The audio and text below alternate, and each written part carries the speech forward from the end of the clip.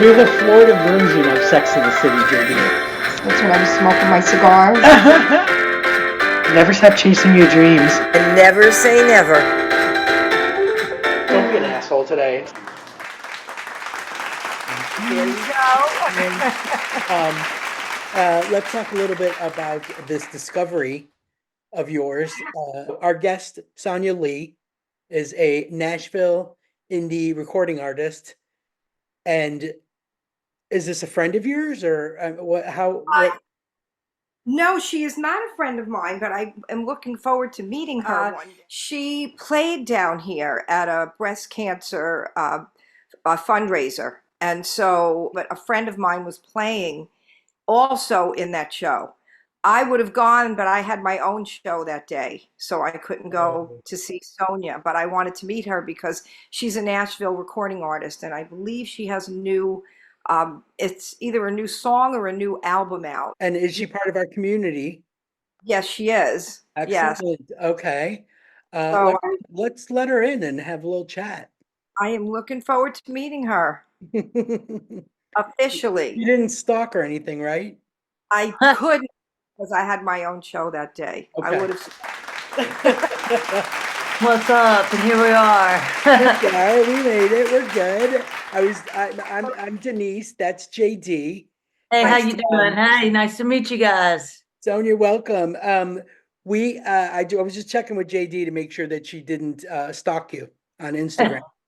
I told her I would have stalked you in person, but I had my own show that day, so I couldn't come to the event you played. Where I think it was in Fort Lauderdale, right? Was it Fort Lauderdale? Yeah, right outside was in Tequista.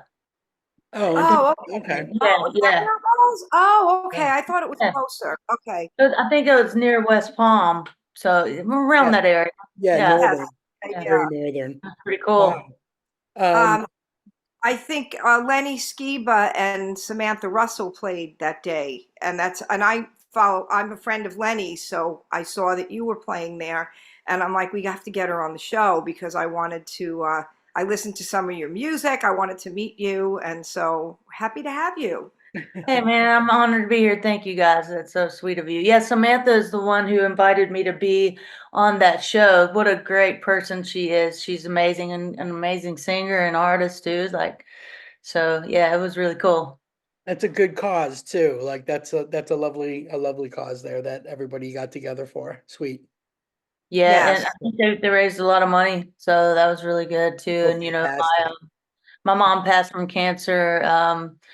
Literally on the 12th will be 12 years of this month. So, that was special. I like to get involved in an event like that. I can. Yeah, that's very sweet. And good timing getting out of there. Oh, tornadoes were spiraling up and down the East Coast. I was supposed to have a show that following week in Winter Haven, Florida, because I have family there. And I was like, this probably is a no-go. And I got out of there before they started, evacuating everybody, because it was like, I know where this is going and I'm not going to get caught up in this. So true. It's so true. It's the funny thing is like I've been in London now for going on 14 years.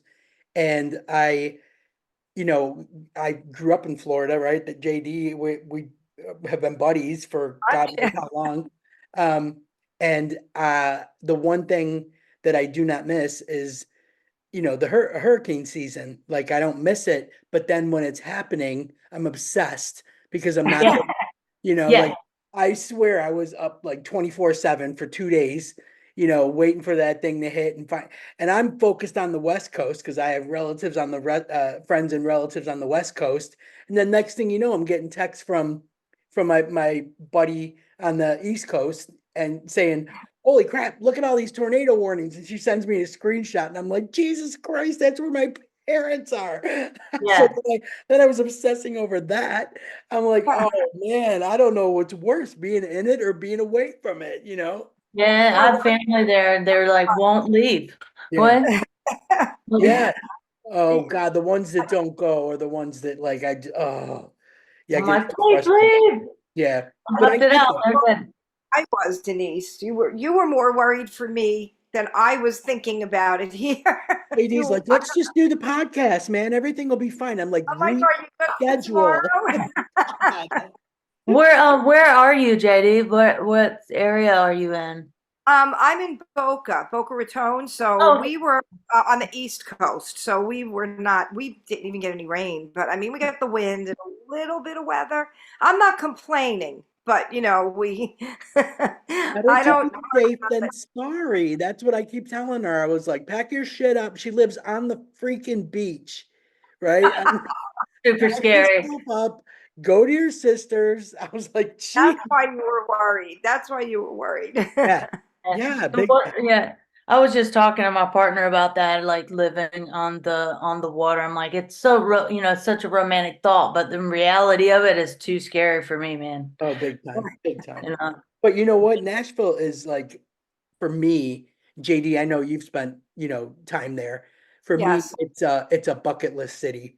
It's a bucket Oh, list city. really? I didn't know Yeah, that. yeah. I Have you not been? Mm, Oh, oh, you love it. You should definitely go. London is, I've done a lot of touring over there in the UK, and it's one of my favorite places ever. I loved you. Where in the UK, where in London do you live? I'm about, oh God, I would say maybe 10 miles south of the city center of London. So it's not, it's villagey. It's like a more like a little Yeah. villagey feel Like, to me. are you on the train line or are you, I'm on the overground. There's an overground train yeah, uh, yeah, 50 steps from my door. So it's yeah. really easy to just, run, catch a train and shoot into London and be there in 30 minutes. Yeah, I love, what area, are you around? Are you, I'm in Wallington, which is part of Surrey. Um, okay, yeah. I yeah. know, I've been to Surrey a lot. Some friends of mine, I'm friends with Roger Taylor, from the drummer from Queen and his wife, and they live in Surrey. Oh, yeah. Oh, it's Putnam. beautiful. It's beautiful. It's so much green.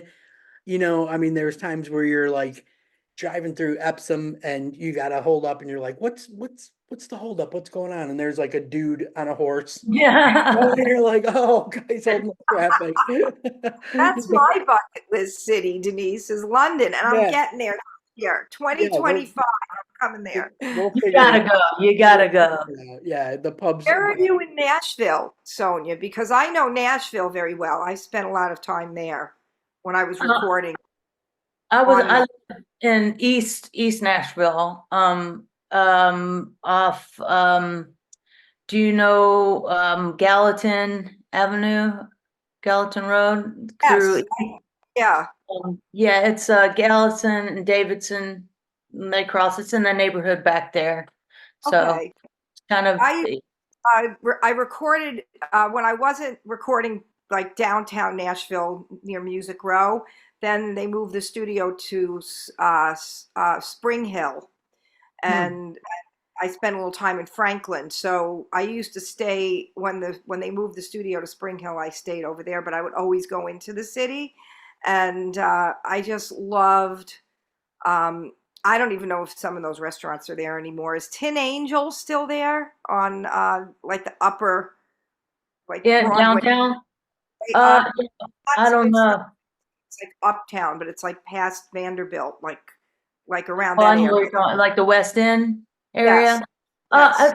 That sounds familiar, but I've not been there. So, but like they say, a lot of people, in Nashville who live in East Nashville rarely cross the bridge, I know. to go into the, unless I'm going for a ride and stuff. But I've been gone a lot from home for this past year. I've been traveling a lot and all. Nashville's really grown, so there's no telling. They're uprooting a lot of stuff and rebuilding a bunch of stuff. So it's turning into LA. Are you are you from Nashville or Tennessee? No, I was actually born in Lakeland, Florida, Oh, and Really? yeah, Oh, you sound yeah, very Southern, so it's yeah. assumed. Yeah, my mom was from Alabama. My father was from Florida, so I grew up around Florida, Georgia, Alabama area, and I moved to Nashville about 13 years ago from Atlanta. So, Place to be. It's Yeah. very hard breaking into the business, into the songwriting. It's like a club almost you need to break into. I found when I was going there, I played in some of the little music festivals to meet people, the songwriting festivals, yeah. and uh, I was wondering how it is as an openly as a lesbian, an openly LGBTQ community member. How is that now in Nashville? Because uh, to me, it always seemed like, I think we talked about this, Denise, on the show at one point, one of our shows.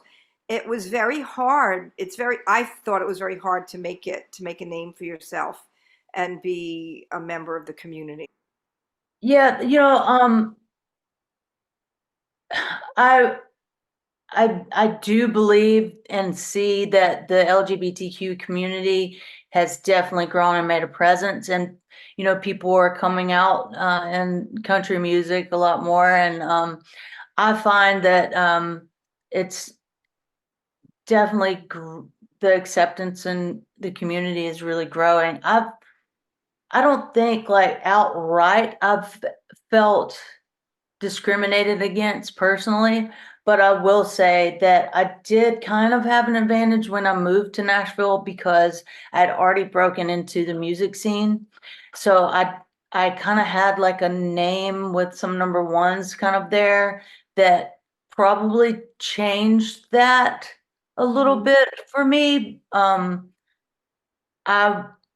would be interested to see how it would have gone for me if I would have just went outright cold, Yeah, yeah. because I do agree with you that when I first moved to Nashville, um, I do, there are cliques and writing camps and writing circles, and it was difficult in the beginning because, you do want to break into those circles and meet people and stuff. And, I found a group of writers that were, that did want to write, that I liked writing with. I appreciated their work, and I was like, we're going to make our own group. I made my own circle, and I love those that. people went on to do great things. And so Brooke Eating is one of them, who's now out in country music. Rustin Kelly is one, and Rustin Kelly's blown up, and um, so it took a while though, because the community, and now probably harder now than ever because of how much it's grown and it's saturated. You know what I mean? Oh, So but there's lots of events that you can go to meet other songwriters, and open mic nights, and just industry events. It's being on the scene was an important part of me making connections and meeting people, supporting other artists' shows. And it is hard though, even at that point, to still like, you know because there are writers that were there before me that were established their kind of, tribe is what they Yeah. call it. Yeah. Hard to Yeah. break into Yeah. tribe, Yeah. So It's so true. But I feel like that being a queer country artist right now, it's there's something about it that feels edgy and funky. I mean, but look at you got the look. It's perfect. So I feel like that's um JD got the same thing helping. going. Exactly. Yeah. Yeah, not me. I have no music talent whatsoever. But no, I just feel like when you've got that, especially right now, that it feels a little bit more accepting, and it when you peel it all back, it's about the music, like Yeah.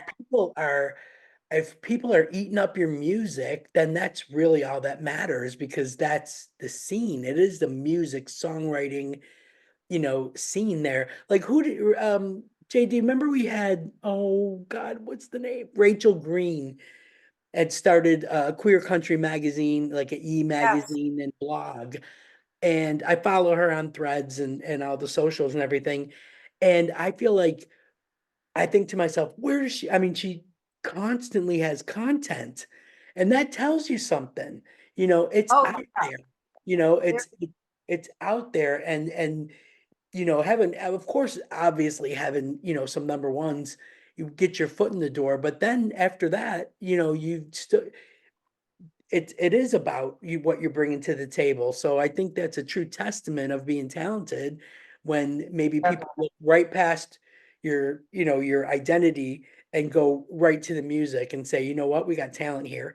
That's the thing. And I feel like that's what audiences now get, as opposed to, Yeah, back in the days, we were talking about Shelley Wright. yeah. What a, that. Hard times, so yeah, yeah, yeah, it's yeah. better. I think it's better now, and I think it's only going to keep getting better. I mean, I will just go back and reflect on what it was like being there at that time. I'd had a different haircut, and I was nervous about being, because I was a minority in those rooms, so it wasn't like I wasn't thinking about it.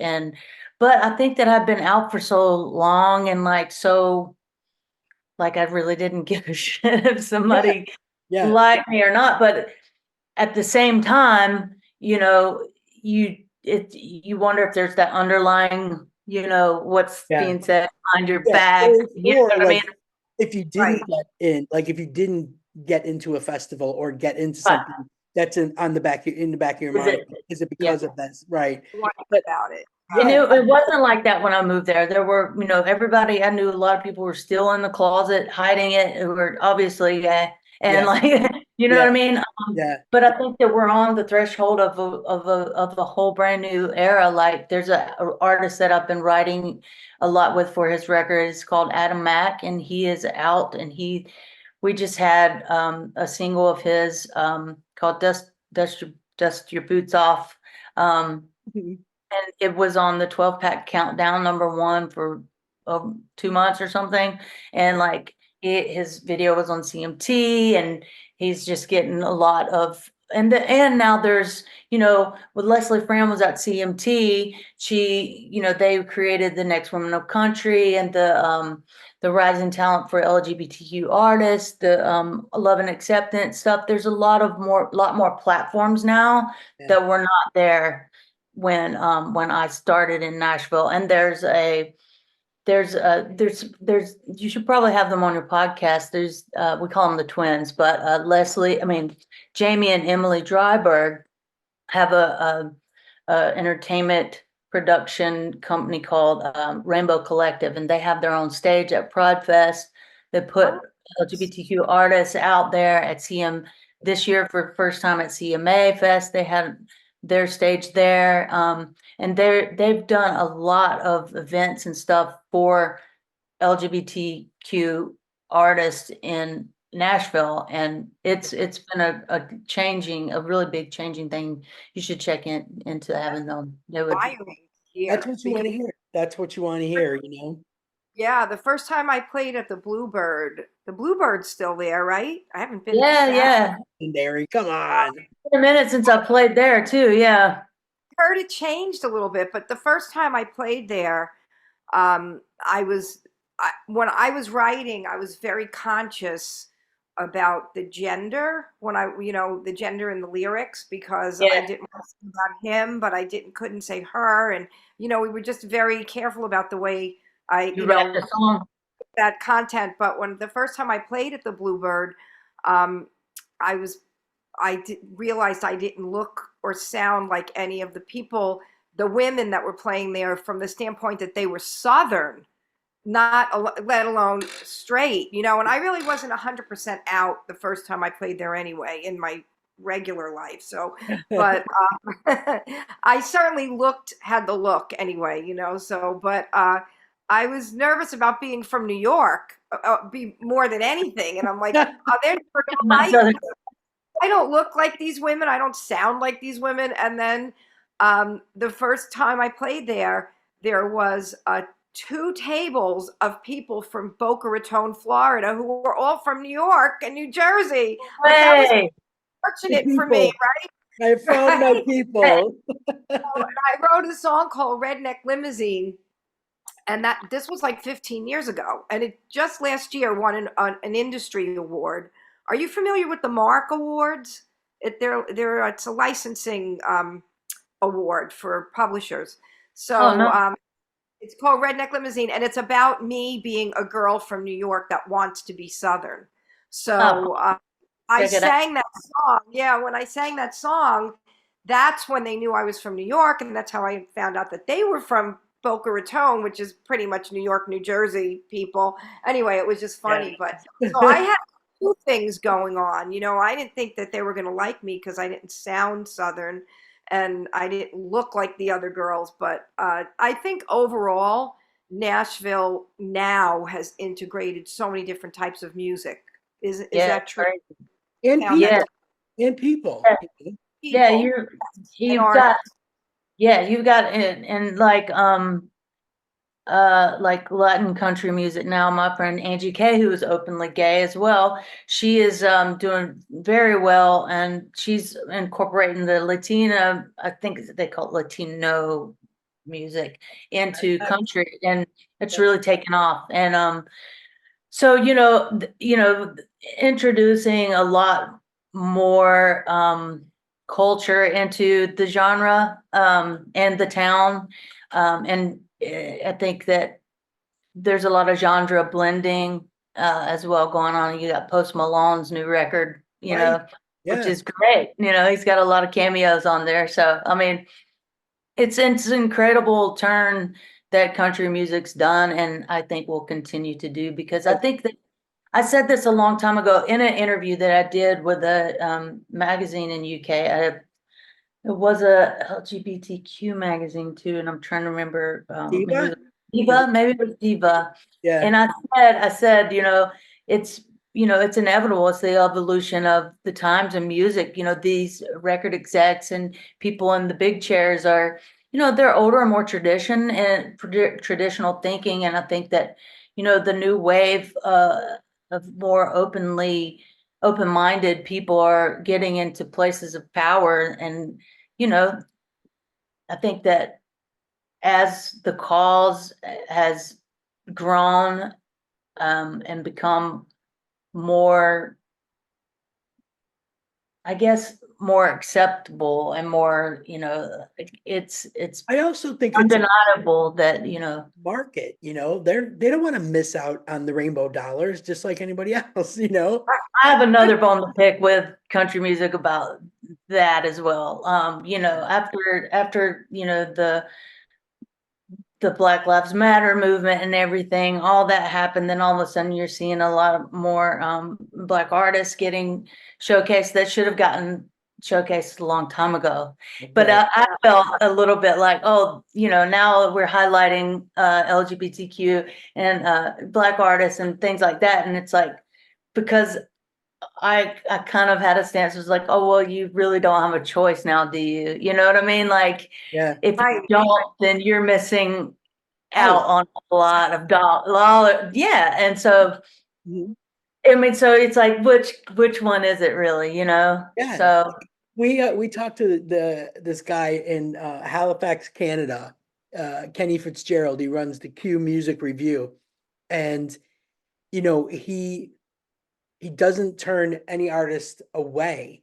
So he listens to every genre that's out there, and plays it not only on a podcast but on a literal FM station, and his podcast then goes out to all different places. In fact, we realized we had the South African station in common because we get played on the South African station. that's awesome. Yeah.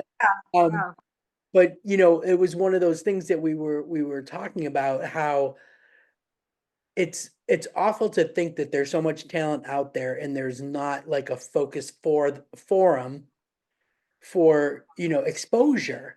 So Yeah. I think what he's doing is fantastic, because it doesn't matter if it's disco or country or R&B or dance or electro house, whatever. He's playing it, and it's about giving the artist the exposure that they're having a hard time getting, because I think especially if you're new, and you're doing your thing, you're on all the socials, you're doing your TikToks and all your reels and all that stuff. You still want your music heard on a platform that's going out there, to everyone. And I think, Kenny was saying that um some of his biggest plays and feedback and response are from country music. And he said the Yeah, I same. was There's a that. resurgence. There's a Hmm. resurgence because it's been retooled and it's got this And great funky vibe to it now that is all encompassing. So you don't have to be standing there in a vest and a cowboy hat and singing about, your beers and your pickup truck. Now it's really evolved into, you know, whatever you make it as an artist, whatever you want it to be. So I think it's amazing. I still remember the days where I was like, I won't say that I don't like it because I do.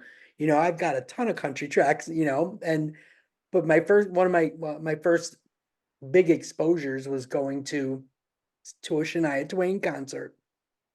And I stand by that it was still one of the best concerts I've ever been to. yeah, she puts on a hell of a show. I've seen her live Big before. time. Big. Really nice show. And when I first started recording in Nashville, I'm sure I'm older than you are, Sonia.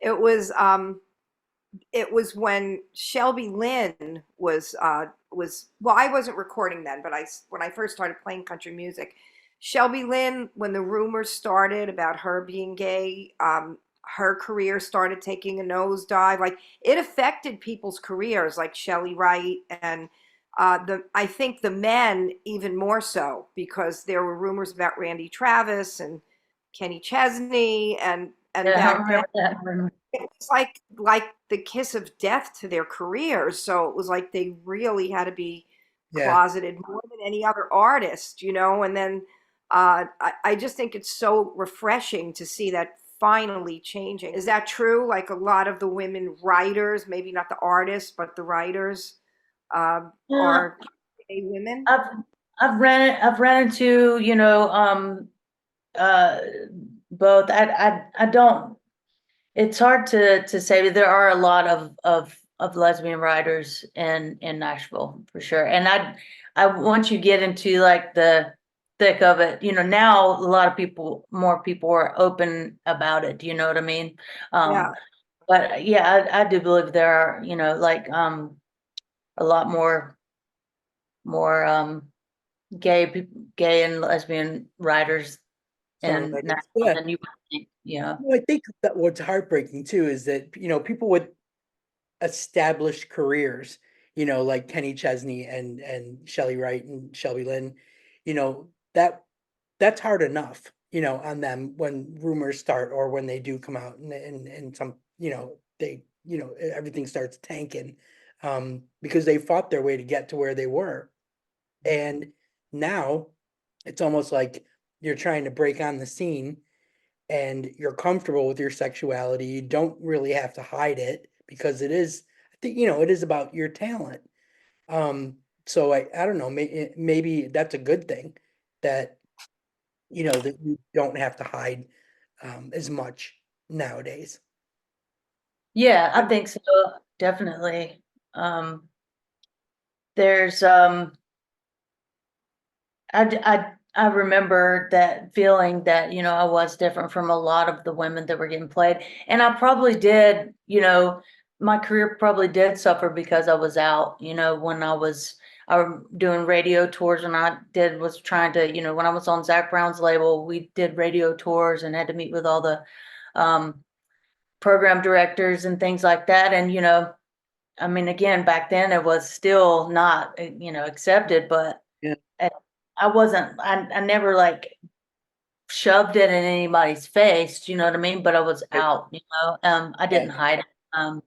But I'm pretty sure that if I wasn't, that maybe it probably would have been a different, maybe a Quicker, little more. quicker course. Yeah, Yeah. probably, Yeah. I might have had a better run in country radio back then, if Right. maybe now I was if I had me then now, Yeah, exactly. but I will say, but I have had a lot of writers that are coming up now, who are now breaking out, who've come to me and like, I really looked up to you.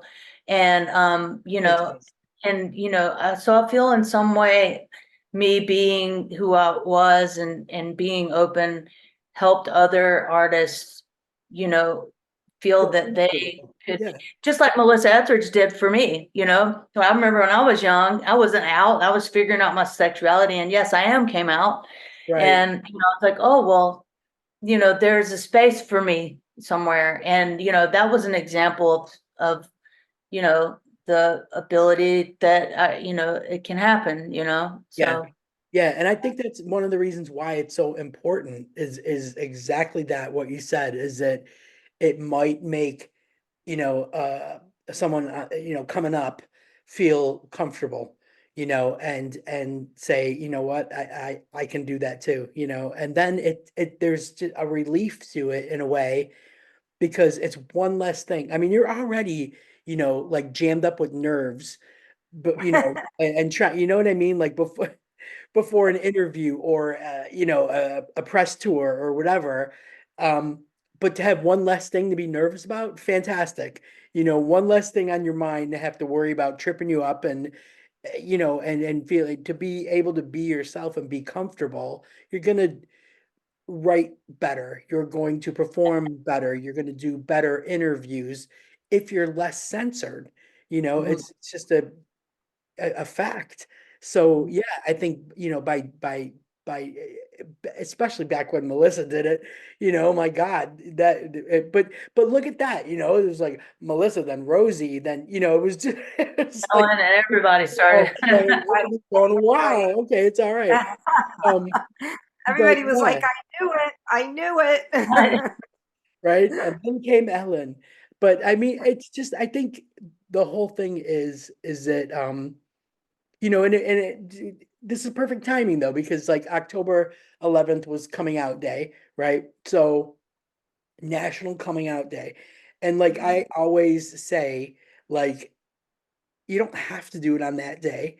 You don't have to, right? You don't have to kick a closet door wide open. You can peep Right. it open, see what's out there, make a decision, or you don't have to say anything at all, But the fact that, people are brave enough now and maybe, like we say, there's a lot more acceptance to it. And let's be honest, there's a lot more letters, like you Yeah. might not have to say I'm Right. lesbian. You might say Yeah. I'm gender fluid or I'm Yeah. asexual or whatever it is. The bottom line is what you're doing, it's for yourself and it's so you feel comfortable, but it also affects someone who is questioning it, and maybe goes, oh, okay, it's all right. I can do this. I can say this. I can identify as that, or that's what Right. I'm doing. I can talk about it. So yeah, I think we've come a long way, and it's especially country music, I mean, not Yeah. only with, Beyonce put a lot of eyes on country music.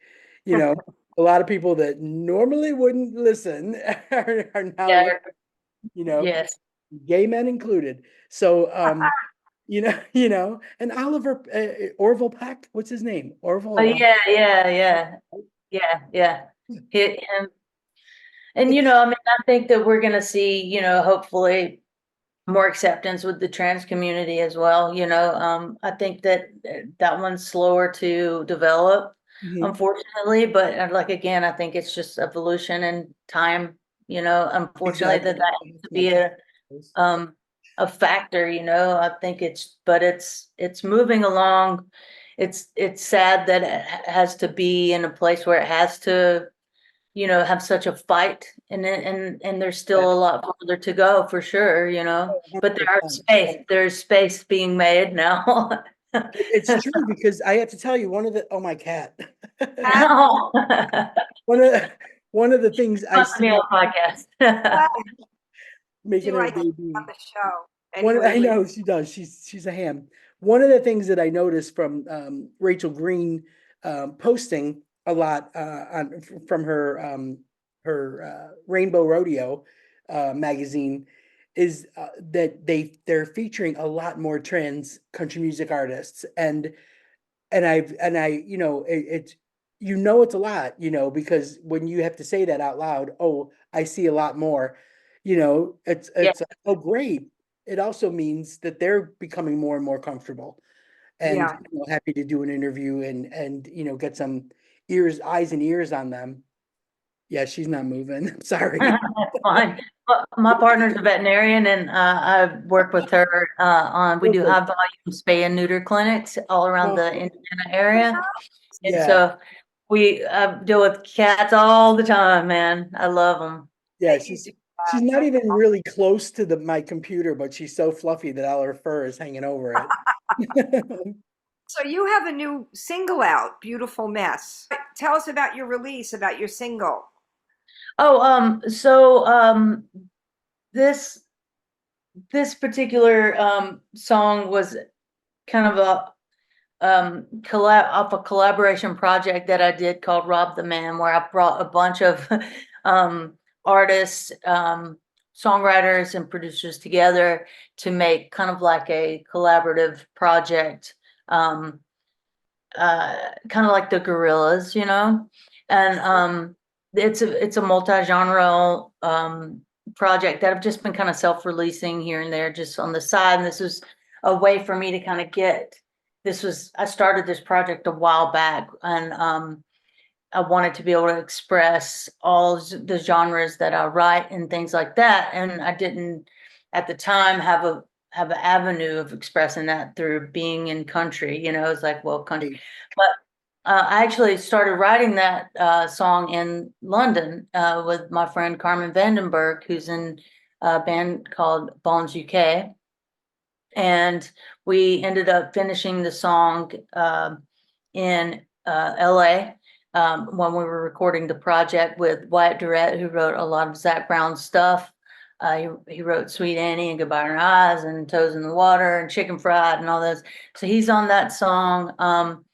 And it's about, being in that whirlwind of a romance that's just kind of blowing everything apart. But it's, sometimes when you start a relationship that has to kind of blow up the scene, that's kind of what that The that title. song about. That's yeah, aptly titled. Aptly titled. Thank you. Yes.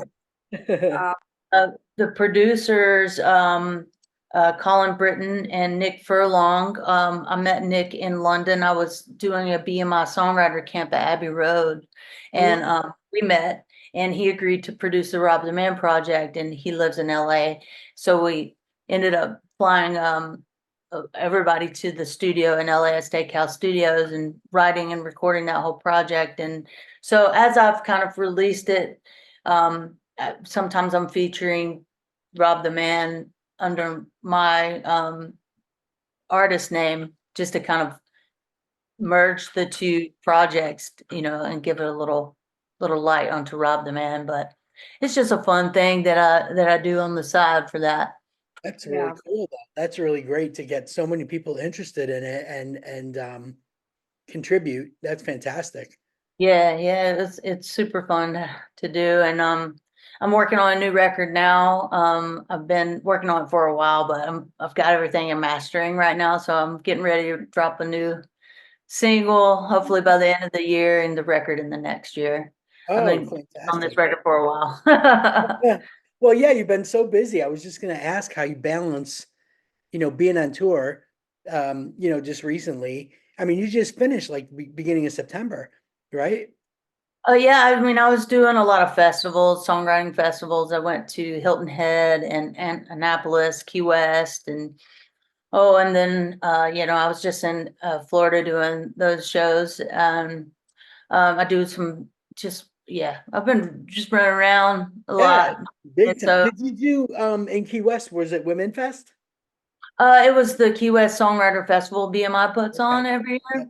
And that was I've been meaning to go to that. I miss it every time, but for some reason, I'm never like coordinated that I can get there. But That's a great way That's to meet awesome. other songwriters too, if you ever, get down there. And are you BMI affiliated, or who's your PR? ASCAP. ASCAP? ASCAP. Yeah. I encourage you to I go don't get even know what that means. Yeah, what licensing. basically they do, like if you hear like songs being played on the radio or in a bar or on a television show or anything like that, they make sure that you're getting paid on those Oh, makes performance. sense. Okay. I think it's performance rights. So Um, they're like an agent. yeah, they They're like they what make an actor sure would have, is like an that, agent to coordinate their residuals, right? Like that kind of thing. So Like yeah, you're when you they make write sure your work. Yeah. okay.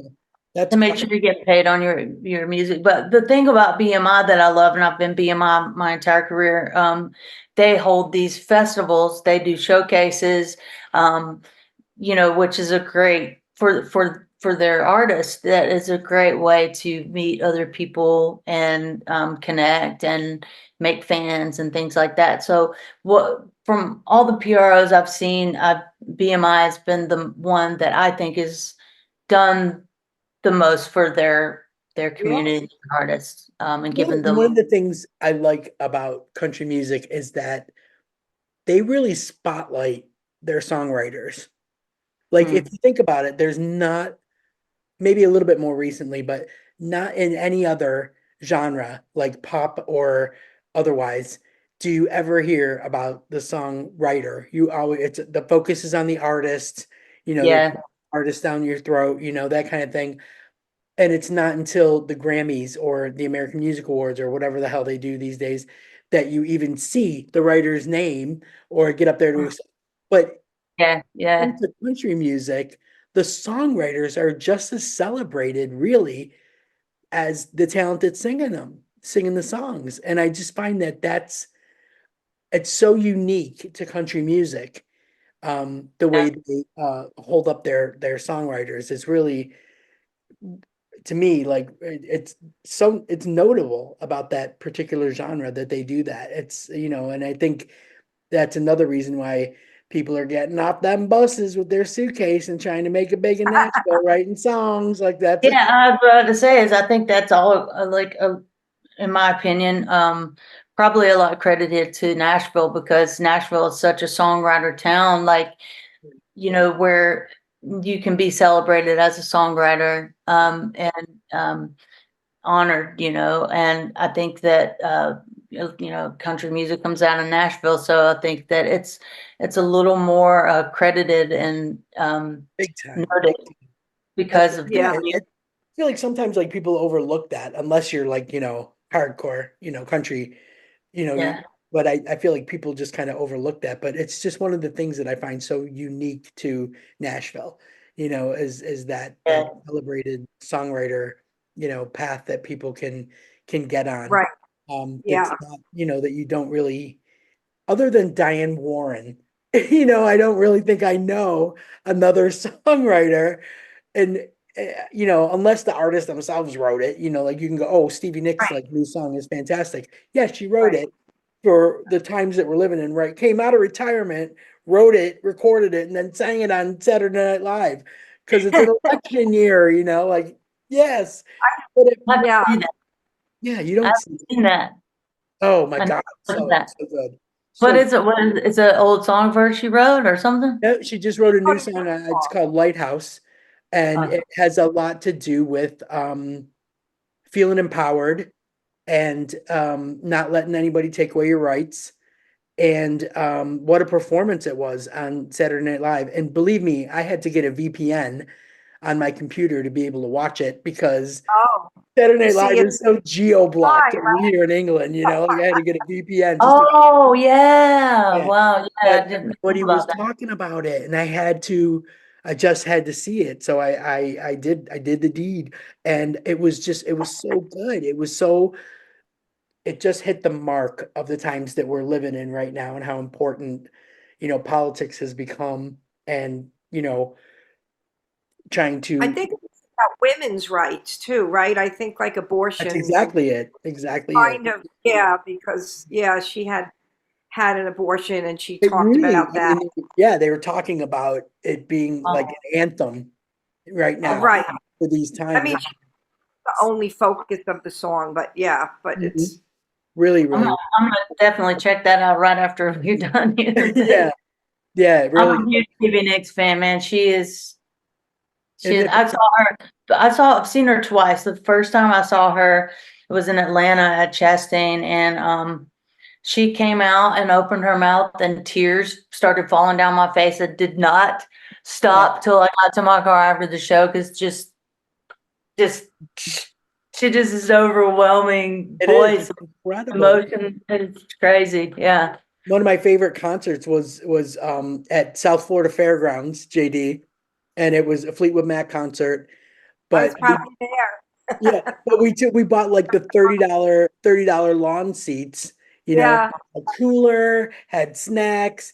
And it was so many of us. Like it was such a big party on the hill with with them on the jumbotron. And even though you could see them in the amphitheater, but on the jumbotron, because every song. Yeah. It's one of like, That, what a fantastic evening that was. It was really good.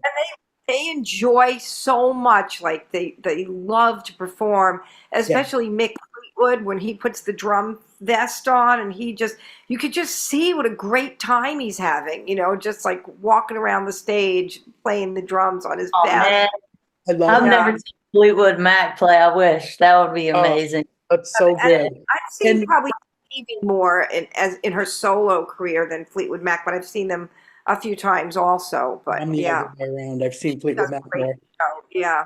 Yeah, and the thing I read Mick Fleetwood's autobiography, and it was just really, Yeah.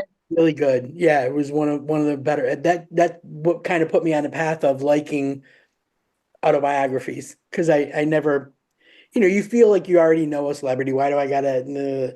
Right. Yeah. Yeah. That's That's Yeah. how I felt with Keith Richards' book Life, which took me forever to read, but because it's like that thick, but it was incredible. Yeah, yeah. Yeah, yeah, same. And then I got into, and I read Slash's autobiography, and Anthony Kiedis from Chili Peppers, and Ozzy Osbourne, and then you start getting into it. It's like, yeah, Yes, that's I'll have to exactly read how that. I I'll was. I read was like, that. oh my God, I'm addicted to autobiographies. And then wait, here's a newsflash. When you get an audio book, Oh, Bruce Springsteen, he is, yes, yeah, like then they're reading their own reading book. it, yeah. Yeah, it feels I so know. personal. It's fantastic. Love it. I absolutely love it. But I think, yeah, it's there's just sometimes I feel like music is something that if you're not a songwriter or a performer, a music artist, and you're just a music lover, whatever, we take it for granted, you know? And it's like if you just stop and take stock of the fact of how personal your playlists are, it's like that says something. Like I have ones for when I'm on a plane, going back and forth, my 8 hours, playlist of all my favorites and how they make me feel. And I have ones for when I'm in the shower and no one's home and I can belt out songs. Like it just evokes something in everyone. They used to make me make playlists when I worked at a pub.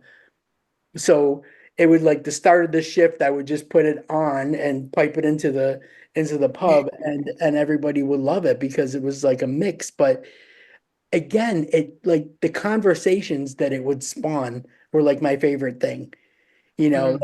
Remember the first time you heard this Bon Jovi song and everyone's like, oh Oh, God, I was in a park drinking with my friends, so it's just like, oh, that was our class song. I mean, everybody had a story attached to it. And it was really interesting to be working in a pub in London and hearing Right. their stories because they're so, their lives are so different from yeah. ours. Oh, It that's was cool. Where did you work inside of London, or?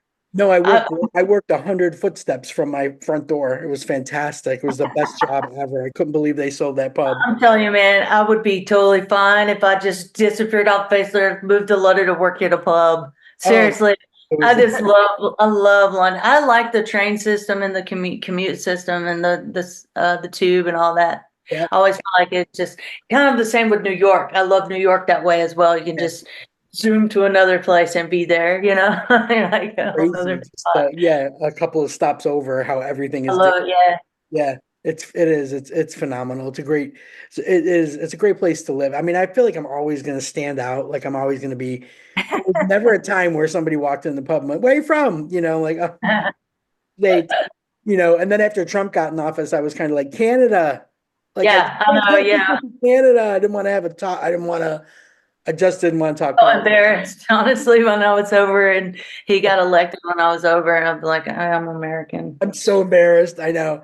I know. But laughing at us. Anyway, Terrible. It's terrible. enough But about politics. I know it's horrific. It's like 2 more weeks. I just feel inundated. Like now at this point I'm overwhelmed. But Yeah. the thing that's just it about like again, where do you go to when you're feeling like that? Music, and the fact Yeah. that you guys, it's such a gutsy career choice. I think you're really like putting it all out there, like your feelings and your thoughts and everything, and it's just, I mean, most of us are just like, you know, Yeah, it's scary. it's This new record is super vulnerable, and I think I've been honestly delaying and delaying because I am quite nervous because it's a very, very honest record and just deals with a lot of stuff. And so I'm nervous about putting it out. I'm excited about putting it out. It's really oh, vulnerable.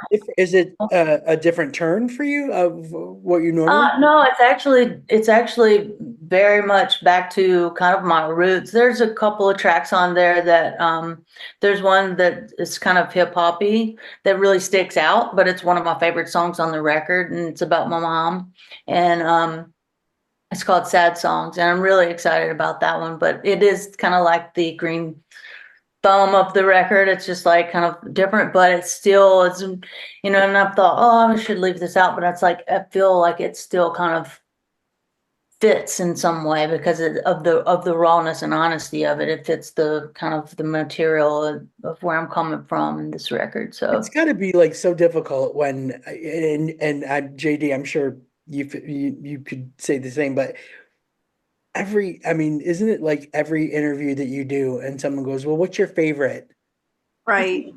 like asking to choose between kids or pets, yeah, yeah, favorite. Like, It's asking, well, who's your favorite child? yeah, It's exactly. So I'm thinking like if you decided to leave a song off, wouldn't you feel like you left it in a grocery store? yeah, Like you just abandon it somewhere in a parking lot and like I yeah. couldn't do It's it. hard to select what songs to put on a record too. I think that is probably the most anxiety that I get because I want it to songwriter. work. Yeah, I want it to work all together. I'm like, but I want this song in there. I want this song. It's like, but this doesn't work, and it's like, it's a lot of like pressure, Yeah, like coming to up with a plan understand, for a you know. concert. But Yeah, yeah, I would say like my favorite songs, they vary depending on what mood I'm in. yeah, yeah. When What are some songs you wrote that were your number one that hit number one? Well, the two I have two number ones that Zach Brown recorded that I wrote with them called "Goodbye in Our Eyes" and "Sweet Annie," and those were I'm very like honored and proud, to be a part of those. Yeah, I That's mean, Zach Brown, like that's a big name. Like, no wonder you were carrying yeah. some weight getting into Nashville. Yeah, I'll say. yeah. I just but I've been in Atlanta for a long time, and I signed with his label out of Atlanta, and I just felt like I really wanted to come to Nashville and do it. I wanted to be there around the scene and around the writers, and um, it's a great town. It's a really good I would town. imagine you can pull a lot of inspiration from being in a town like that, you know? Yeah. Oh, Yeah, big how time. did you get connected with Zach Brown with his label? Did you were on the label and that's how you got to write for him? Yeah, well, we came up out of Atlanta. So when I was kind of coming up in Atlanta, I was starting to really make some waves and get fans and started selling out shows and stuff. And I was in kind of a side band with two girls, Vanessa Olivarez and Jen Lowe. And Jen Lowe used to be married to John Hopkins, who's in the Zac Brown band. And I knew John also because my band rehearsed in the same spot where he had a studio. And I used to play up at this bar that his band used to play at. It was all very, very serendipitous. And then we started, my side band started opening for Zach. He used to own a restaurant out in Oconee, Georgia. And this was before he had his hits and stuff. And so we used to play out there. And then we started opening for him. And then he invited me to start opening for him. And his crowd started getting big. So I started opening for him a lot because I had a fan base. So it was making everything. And then Chicken Fried went #1, and he said, "I'm going to start a label. I want you to sign." And so that's how that happened. And then we were on the road quite a bit. And so we would write while we were on the road a lot. God. It is so hard to make it to where you are in the industry. It's really kudos to you for getting there, for doing that, because it's such a tough industry. You know, you could write a million songs and never get, you have to be in the right place with the right people, and the sun, the moon, and the stars need to come together. I have a friend that used to say that, who really, really tried. She's a writer, she's beautiful, she sings great, but it's awesome to hear you say that so many of these connections came, because I think when it's meant to be, you're in that place where you're supposed to be. Yeah. Yeah, Doesn't it have to do with your surroundings? Like there's a good music scene in Atlanta. Oh yeah, I loved it. In Nashville, but it was a lot of hustling, and and I was also like, I left home when I was 17 with like $50 in a garbage bag full of clothes, and just right. what? Yeah, I had to hustle. Story. Yeah, I mean, I think you need to do that. I think you have to have that. You have to get your roots that way. Like you have to. I think that's the best way to do that. To just get out there and do it. That it's not the easy road. Yeah, I was younger than I am now, and very filled with ambition, and just a wildfire, and so it was, very, you couldn't tell me anything else, you know what I mean? Oh, I think headstrong. That's one thing I think that all musicians are like headstrong big time. You know what you want, and it's a path, and you stay on it, and you do what you got to do. It's a lot of perseverance, I think. But I think when you get a little bit older and you have more life experience, you're a little more careful. a little more careful, but things start clicking, and because you're a little bit smarter too. So you learn from all the knocks that you took, all the way up. So yeah, I think what you're doing is fantastic. Where can people find your music? Where do they go? What do they do? Yeah, I'm on Spotify, Sonia Leigh, and I'm on Instagram and Apple Music, and on all those streaming platforms. And yeah, I'm not the best TikToker. I want to get better at that. None of us are. Something None of us are. just like gives me anxiety, but I'm beating myself up about doing it more. It's become such a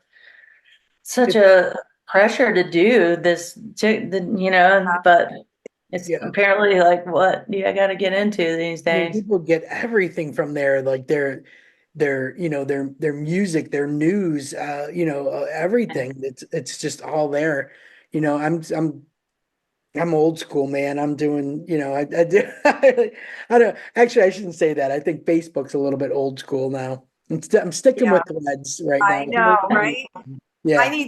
I've been saying that too. I need to get my music on TikTok, because You've once been, you're JG, you've been there, saying that for like 2 years now. I know, but it's Me too. Me too. Don't feel bad, girl. I'm just like, I can't. It's just something that's not manifesting with me. It's not clicking. And, I don't know I why, just right? need to go and try, a I go, little oh more. my God, it's another thing to manage. Like Another that's, thing. Yes, that's what it is. I can Maybe I'll give barely it handle it. Yeah, a yeah. Facebook. Well, listen, yeah. We'll let you get on with your day. Thank you so much Thanks for for having joining me. I us. really appreciate it. I'm I so happy we got to meet. Let me know when you're coming back to Florida because I'd like to. Maybe we could do a show together or something. I would love that. I'm actually talking with some people that were, booked me for the Winter Haven thing. It's a new place in Winter Haven that opened called the Listening Room. If you're looking for it, Diego could probably, connect you, if you're love looking that. for some stuff. And yeah, maybe we can do something while I'm down there because we're talking about putting together a rescheduled show with some other venues, like anchor dates. You know what I mean? So. Let's have a Awesome. chat. I would love that. That'd be cool. excellent. Look at I'll us. give All connect, you, everybody connecting. Yeah, that's what it's yeah, about. That's what it's really about. It really yeah. is. And All everything is connections. Well, we're happy to get the word out loving you, man. about you and your music. Thank you again, and good luck with the new single. Let us know when it's Thank out. you. Thanks, guys. I appreciate it. Y'all have a wonderful rest of your day and night. Thanks. Thank Take you. care.